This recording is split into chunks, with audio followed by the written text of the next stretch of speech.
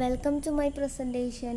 നമ്മളിന്ന് ഡിസ്കസ് ചെയ്യാൻ പോകുന്നത് BCom BBA 5th semester subject ആയിട്ടുള്ള BRM, അതായത് ബേസിക് ന്യൂമറിക്കൽ മെത്തേഡ്സിലെ 3rd മോഡ്യൂളിലെ ലാസ്റ്റ് പോർഷൻ ആയിട്ടുള്ള സാമ്പിൾ സൈസ് എന്താണെന്നും അതുപോലെ തന്നെ അതിൻ്റെ വിവിധ തരത്തിലുള്ള ഡിറ്റർമിനൻസ് എന്തൊക്കെയാണെന്നുമാണ് നമ്മൾ ഇന്ന് ഡിസ്കസ് ചെയ്യാൻ വേണ്ടി പോകുന്നത്. അപ്പോൾ ആദ്യം തന്നെ നമുക്ക് സാമ്പിൾ സൈസ് എന്താണെന്ന് നോക്കാം. It is difficult to decide the size of the sample. It is one of the problems confronted by the researcher. ഈ സാമ്പിൾ സൈസ് സെലക്ട് ചെയ്യുക എന്നുള്ളത് ഒരു ഡിഫിക്കൽട്ട് ആയിട്ടുള്ള ടാസ്ക് ആണെന്നാണ് പറയുന്നത്. Sample size is difficult to decide. അതായത് നമുക്കിത്തിരി ബുദ്ധിമുട്ടുള്ള കാര്യമാണ് സാമ്പിൾ സൈസ് സെലക്ട് ചെയ്യുക എന്നുള്ളത്. അതാണ് ഇവിടെ പറയുന്നത്. അത് ചിലപ്പോൾ സ്മോൾ ആകാം, അതുപോലെ തന്നെ ലാർജ് ആകാം, അങ്ങനെയൊക്കെ. Then, if sample is larger than what is required, it will increase cost and time of the researcher.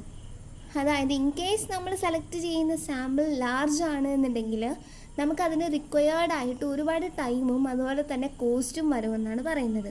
If A small sample is selected, the results obtained may be relatively less accurate. ഇനിയിപ്പോൾ നമ്മൾ small സാമ്പിളാണ് എടുക്കുന്നതെന്നുണ്ടെങ്കിൽ നമുക്കതിൽ നിന്ന് കിട്ടുന്ന result accurate ആയിരിക്കില്ല എന്നാണ് പറയുന്നത്. Less accurate ആയിട്ടുള്ള research ആയിരിക്കും അതിൽ നിന്ന് ലഭിക്കുന്നുണ്ടാവുക. അതുപോലെ തന്നെ അതിൻ്റെ കോസ്റ്റും ടൈമും നമുക്ക് ലാർജ് സൈസിനെ വെച്ച് കമ്പയർ ചെയ്ത് നോക്കുമ്പം ലോ ആയിരിക്കും ലഭിക്കുക. So the size of the sample may be optimum size. അപ്പം നമ്മൾ സാമ്പിൾ സൈസ് സെലക്ട് ചെയ്യുമ്പം എന്ത് ചെയ്യുക, ഒപ്റ്റിമം ആയിട്ടുള്ള സാമ്പിൾ സൈസ്, അതായത് നമുക്ക് റിക്വയർഡ് ആയിട്ടുള്ള ഒരു മീഡിയം സൈസിലുള്ള സാമ്പിൾസ് സെലക്ട് ചെയ്യാനായിട്ട് ശ്രമിക്കുക എന്നാണ് പറയുന്നത്. An optimum sample may be defined as that size of sample which fulfills the requirements of efficiency, representativeness, reliability and flexibility. അപ്പോൾ അതിൽ നിന്ന് കിട്ടുന്ന റിസൾട്ട് എങ്ങനെയായിരിക്കും? കറക്റ്റ് റിസൾട്ട് ആയിരിക്കും എന്നാണ് പറയുന്നത്. അതേപോലെ തന്നെ കോസ്റ്റും ടൈമും ഒക്കെ നമുക്ക് ആവശ്യമായിട്ടുള്ള ടൈമിൽ തന്നെ നമുക്ക് ഈ സാമ്പിൾസ് ചെയ്യാൻ പറ്റുമെന്നാണ് പറയുന്നത്. പിന്നെ അതുപോലെ തന്നെ നമ്മളെപ്പോഴും സാമ്പിൾ സൈസ് സെലക്ട് ചെയ്യുമ്പം നമ്മുടെ റിക്വയർമെൻറ്റ്സിനെ ഫുൾഫിൽ ചെയ്യാൻ പറ്റുന്നതാണോ എന്നുള്ളതും കൂടി നമ്മൾ എന്ത് ചെയ്യണം, ഒന്ന് ചെക്ക് ചെയ്യണം എന്നാണ് പറയുന്നത്. ഇതൊക്കെ എന്താ പറയുക, നമ്മൾ സാമ്പിൾ സൈസ് എഫിഷ്യൻ്റ് ആണോ, അതുപോലെ തന്നെ റിലയബിലിറ്റി ഉള്ളതാണോ, ഫ്ലെക്സിബിലിറ്റി ഉള്ളതാണോ എന്നൊക്കെ നമ്മൾ എന്ത് ചെയ്യണം, ചെക്ക് ചെയ്യണോ എന്നാണ് പറയുന്നത്. ഓക്കെ, നെക്സ്റ്റ് നമ്മൾ പറയുന്ന ടോപ്പിക്കാണ് determinants of optimum sample size. നമ്മളൊരു സാമ്പിൾ സൈസ് ഡിറ്റർമൈൻ ചെയ്യുമ്പോൾ എന്തൊക്കെ കാര്യങ്ങൾ ശ്രദ്ധിക്കണം എന്നുള്ളതാണ് പറയുന്നത്. അതിൽ ഫസ്റ്റ് പോയിന്റ് വരുന്നതാണ് nature of the population. Nature of the population എന്ന് പറഞ്ഞു കഴിഞ്ഞിരുന്നാൽ എന്താണ്, നമ്മൾ സെലക്ട് ചെയ്യുന്ന സാമ്പിൾസിൻ്റെ നാച്ചർ എങ്ങനെയാണ് എന്നുള്ളത്, അല്ലെങ്കിൽ അതിൻ്റെ ക്യാരക്ടറിസ്റ്റിക്സ് എങ്ങനെയുള്ളതാണ് എന്ന് നമ്മൾ നോക്കണമെന്നാണ് പറയുന്നത്. നെക്സ്റ്റ് നമ്മൾ പറയുന്നതാണ് കോംപ്ലക്സിറ്റി ഓഫ് ടാബുലേഷൻ.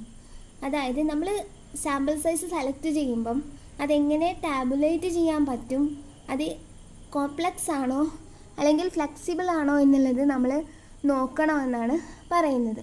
നെക്സ്റ്റ് വരുന്നതാണ് problems related with collection of data.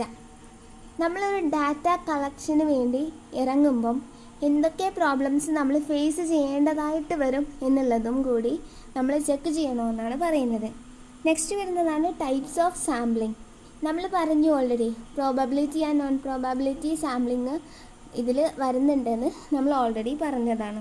Then basic information, അതായത് നമ്മളൊരു സാമ്പിളിങ് നടത്തുമ്പം അല്ലെങ്കിൽ സാമ്പിൾ സൈസ് നമ്മൾ സെലക്ട് ചെയ്യുമ്പം അതിന് വേണ്ടിയിട്ടുള്ള ബേസിക് ആയിട്ടുള്ള ഇൻഫോർമേഷൻസ് എന്തൊക്കെയാണെന്ന് നമ്മൾ എന്ത് ചെയ്യണം, കളക്ട് ചെയ്തിട്ടുണ്ടായിരിക്കണം.